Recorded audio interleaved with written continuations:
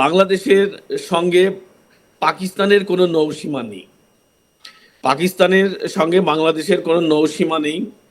বাংলাদেশের সঙ্গে নৌসীমা আছে মায়ানমার এবং ভারতের। তো নৌবাহিনীর উন্নয়নে পাকিস্তান আমাদেরকে কি সহযোগিতা করবে, এই প্রশ্ন তোমার মতো আমারও। তো পাকিস্তান আমাদেরকে নৌবাহিনীকে কোনো সহযোগিতা করার কোনো সুযোগ নেই, কারণ পাকিস্তানের কোনো নৌজাহাজ বাংলাদেশের সঙ্গে সরাসরি সংযোগের সুযোগ নেই।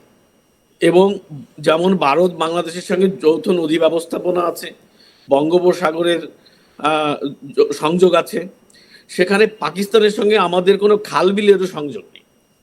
সুতরাং পাকিস্তানের সাথে যে নৌবাহিনী প্রধান যে মিটিং করছে এবং পাকিস্তানের সেনাপ্রধান বা নৌবাহিনী প্রধান তার সঙ্গে যে মিটিং করছে, তার মধ্যে অবশ্যই কোনো ষড়যন্ত্র আছে এবং সেই ষড়যন্ত্র 5ই আগস্টের ধারাবাহিক ষড়যন্ত্র। 5 আগস্ট তারা দেশটিকে জঙ্গি রাষ্ট্র কায়েম করেছে, এখন তারা বাংলাদেশে ঢুকে বাংলাদেশটাকে সিরিয়া, আফগানিস্তান, ইরাকের মতো পরিস্থিতি তারা করতে চায়। এবং তারা যেভাবে পশ্চাৎপরণ করছে পৃথিবীর ইতিহাসে, তাদের যে ইকোনমিক্যাল ক্রাইসিস, তাদের যে পলিটিক্যাল ক্রাইসিস, তাদের যে অভ্যন্তরীণ বিভিন্ন সংকট, সেই সংকটের দিকে বাংলাদেশকে তারা নিয়ে যেতে পারবে। কিন্তু বাংলাদেশে তারা সফল হয়ে কোনো ষড়যন্ত্র করে সফল হতে পারবে না। কিন্তু এই যে মিটিংটির কথা তুমি বলছো, এটি বাংলাদেশ নৌবাহিনীর অবশ্যই বেইমানি। এটা বাঙালি শুধু ভারতের সঙ্গে বেইমানি না, এটা বাঙালির সাথে বেইমানি, এটা 71-এর সাথে বেইমানি, এটা মুক্তিযোদ্ধাদের সাথে বেইমানি, এটা 30 লক্ষ শহীদ সাথে বেইমানি, এটা 2 লক্ষ মাগমুরের সাথে বেইমানি। এই বেইমানিটি সেনাবাহিনী শুরু করেছে, তার ধারাবাহিকতায় এখন দেখলাম আমরা নৌবাহিনী শুরু করলো। সুতরাং বেইমান বলার তোমার যৌক্তিকতা আছে, আমরাও বলছি বেইমান, কিন্তু বাংলাদেশকে তোমরা এভাবে গালি দিও না। বাংলাদেশ পুরো বেইমান হয়ে যায়নি। কাল দেখো, কালকে রাতে কিন্তু একটা প্রতিরোধ বাংলাদেশে ঘটেছে, একটি বিশাল প্রতিরোধ, ভীষণ প্রতিরোধ। একজন সাবেক মন্ত্রী মুক্তিযোদ্ধার বাড়িতে লুটপাট করতে, অগ্নিসংযোগ করতে যাওয়া হয়েছিল, জনতা তার রায় দিয়ে দিয়েছে। বাংলাদেশে সেখানে নাকি যে খবর আসছে, মসজিদের একটি মাইক থেকে ঘোষণা করা হয়েছিল তার বাড়িতে ডাকাত পড়েছে। দেখো, চোর তাকে সেভ করার জন্য তার যুক্তি তুলে ধরবে, এটাই স্বাভাবিক। কিন্তু আমরা তো ভিডিও ফুটেজ দেখেছি, সেখানে যে যারা এই আক্রমণের সঙ্গে জড়িত ছিল তারা নিজের মুখেই বলেছে তারা ওখানে কেন গেছিল। হ্যাঁ, তারা নিজের মুখেই বলেছে যে কেন তারা ওখানে গিয়েছিল। তারা নিজেরাই বলেছে যে তারা ছাত্র সমন্বয়ক। তো ছাত্র সমন্বয়করা রাতে বললেন, যারা মার খেলেন তারা বললেন আমরা ছাত্র সমন্বয়কদের কথায় অগ্নিসংযোগ করতে গেলাম। আর দিনের বেলায় ব্রিফ করে বলা হলো যে মসজিদের মাইকে বলা হয়েছে। হ্যাঁ, নিশ্চয়ই বলা হবে, এটাই তো মানুষকে সংগঠিত করার জন্য মানুষকে বলতে হবে না? এটা তো তারই ধারাবাহিকতা। তুমি একটি বাড়ি অগ্নিসংযোগ করতে যাচ্ছ, লুটপাট করতে যাচ্ছ, মানুষ যেভাবে পারে প্রতিরোধ করবে। মসজিদ তো মানুষের জন্য, মসজিদের মাইক তো মানুষের জন্য ব্যবহার হয়, সেটা তো যজ্ঞের কাজ হয়েছে, উচিত কাজ হয়েছে। ডাকাত মারা কিন্তু ইসলামে বিধান আছে, ইসলামের শরিয়া অনুযায়ী ডাকাত মারার বিধান আছে।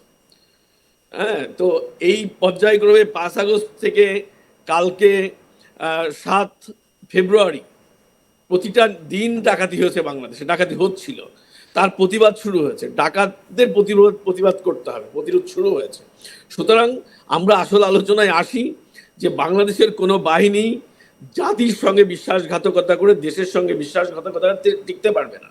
দেখো, পূর্ব পাকিস্তান যখন বাংলাদেশ নামে স্বাধীন হয় 1971 সালে, সেই পূর্ব পাকিস্তানে কিন্তু পাকিস্তানি সেনাবাহিনী ছিল, পাকিস্তান নৌবাহিনী ছিল, পাকিস্তান বিমান বাহিনী ছিল, পাকিস্তান পুলিশ বাহিনী ছিল।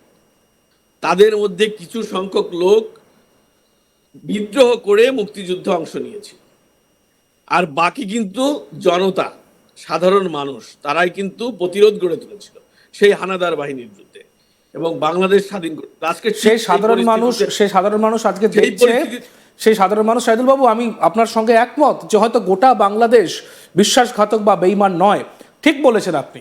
কিন্তু সেই বাংলাদেশের মানুষরা দেখছে তাদের জাতির পিতা শেখ বঙ্গবন্ধু মুজিবুর রহমান, তার 32 নম্বর ধানমন্ডির বাড়ি, প্রাক্তন প্রধানমন্ত্রী শেখ হাসিনার বাড়ি এরকমভাবে ধূলিসাৎ করা হচ্ছে। সেখানে নারকেল গাছ ভেঙে নারকেল চুরি করে নিয়ে যাওয়া হচ্ছে, হাহাকার অবস্থা। হ্যাঁ, মানে এর পরেও কোনো জাতি উঠে দাঁড়াচ্ছে না, তারা এক সূত্রে রাস্তা নেমে প্রতিবাদ করছে না। হতে পারে বিএনপি, হতে পারে বিরোধী দল, দেখো, মুক্তিযুদ্ধকে তো BNP অস্বীকার করা যায় না। ঠিক বিএনপির অনেক নেতাই এ বিষয়ে কথা বলেছেন যে বঙ্গবন্ধুর বাড়ি, বঙ্গবন্ধুর একটি অঙ্গলি, ওনার যে অঙ্গলি, এই অঙ্গলি থেকে দূরে, মানে অঙ্গলির ইতিহাস দূরে রাখার মতো ক্ষমতা বাঙালির নেই। কারণ বাংলাদেশে স্বীকৃত যে বঙ্গবন্ধু ছাড়া বাংলাদেশ নামক রাষ্ট্রের জন্ম হতো না। বঙ্গবন্ধুর বাড়িতে যে ম্যাসাকারটি হয়েছে সেটি 5 আগস্ট শুরু হয়েছিল, সেটিকে নিশ্চিহ্ন করা হয়েছে গত পরশু রাতে। তো তার কিন্তু সেজন্যই কিন্তু মানুষ ফুঁসে উঠেছে, সেজন্যই কিন্তু মানুষ ফুঁসে উঠেছে। আজকে আমি তো তোমাকে যে কথাটা বলছিলাম যে বাংলাদেশের মানুষ 1971 সালে কিন্তু গণমানুষের ডাকে বাংলাদেশের স্বাধীনতা হয়েছিল, কোনো সেনাবাহিনীর ডাকে নয়, কোনো বিমান বাহিনীর, কোনো পুলিশ বাহিনীর ডাকে নয়। ঠিক সেই পরিস্থিতি বাংলাতে আজকে শুরু হয়েছে। বাংলাতে আজকে সেই পরিস্থিতি শুরু হয়ে গেছে। মানুষ তাদের ডাক দেওয়ার জন্য মানুষ এখন রেডি। তারা এখন প্রতিরোধের জায়গা তারা তৈরি করে নিয়েছে এবং সেই প্রতিরোধটি গাজীপুর থেকে শুরু হয়েছে। সেই প্রতিরোধটি বাংলাদেশের বিভিন্ন জায়গায় ছড়িয়ে পড়েছে। ময়মনসিংহে আমরা দেখেছি, কাল যশোরে দেখেছি, এর আগে পটিয়াতে হয়েছে। হ্যাঁ, তো এরকম প্রতিরোধের কিন্তু ধারাবাহিকতা শুরু হয়ে গেছে এবং বাংলাদেশের মানুষ, আমি বলি, যদি এই সরকার দ্রুত পদত্যাগ না করে নতুন কোনো নিরপেক্ষ সরকার প্রতিষ্ঠা না করে, তাহলে বাংলার মানুষ যে মুক্তির ডাক দেবে, বাংলাদেশের সেনাবাহিনীর অনেক সদস্য, বাংলাদেশ বিমান বাহিনীর অনেক সদস্য, পুলিশ বাহিনীর অনেক সদস্য, তারা 71-এর মতো এদের সাথে সংহতি প্রকাশ করবে। সময়ের ব্যাপার মাত্র। কারণ আর এত বড় নিকৃষ্ট, এত বড় নির্যাতন, এত বড় নিপীড়ন, এত বড় বেইমানি মেনে নেওয়া যায় না। যে জাতির পিতা, যার জন্ম না হলে বাংলাদেশের জন্ম হতো না, যে বাড়িতে বসে তিনি বাংলাদেশের মুক্তিযুদ্ধের নেতৃত্ব দিয়েছেন, পরিকল্পনা করেছেন, বাস্তবায়ন করেছেন, সেই বাড়িটি ইতিহাস। সেই বাড়িতে কিন্তু বঙ্গবন্ধু পরিবারের কেউ বসবাস করতেন না, সেটি কিন্তু বঙ্গবন্ধু জাদুঘর ছিল। যে জাদুঘরে বঙ্গবন্ধু তার মুক্তিযুদ্ধের ইতিহাস, তার জীবদ্দশার রাজনৈতিক ইতিহাস, তার জেল জীবনের ইতিহাস সংরক্ষিত ছিল। মানে বাঙালির ইতিহাস, মুক্তির ইতিহাস ছিল।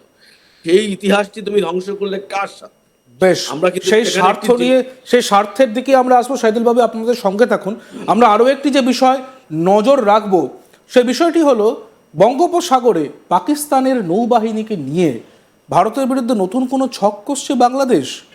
কিন্তু যে বিষয়টা জানা দরকার, বাংলাদেশেরও জানা দরকার, বাংলাদেশে যারা নৌসেনা কর্তা তাদের জানা দরকার, ভারতের নৌবাহিনীর শক্তি কতটা সেটা বাংলাদেশ জানে। এ বিষয়ে কথা বলবো। আমাদের সঙ্গে যুক্ত হচ্ছেন সাইদুল হাসান খোকন। সাইদুল বাবু, যে বিষয়টা নিয়ে আমরা কথা বলছিলাম, যে স্বার্থ, কার স্বার্থে এইখানে যুক্ত হচ্ছে এই সময় দাঁড়িয়ে নৌসেনা কর্তার পাকিস্তানে যাওয়া, আমান 2025 এক্সারসাইজ, এসব নিয়ে আলোচনা করা, এই যে নৌসেনার সঙ্গে দুই নৌসেনার কানেকশন, এবং বঙ্গোপসাগরে নতুন করে কোনো প্ল্যান করছে কিনা বাংলাদেশ, এবং ভারতীয় নৌসেনার ক্ষমতা কি জানে বাংলাদেশ?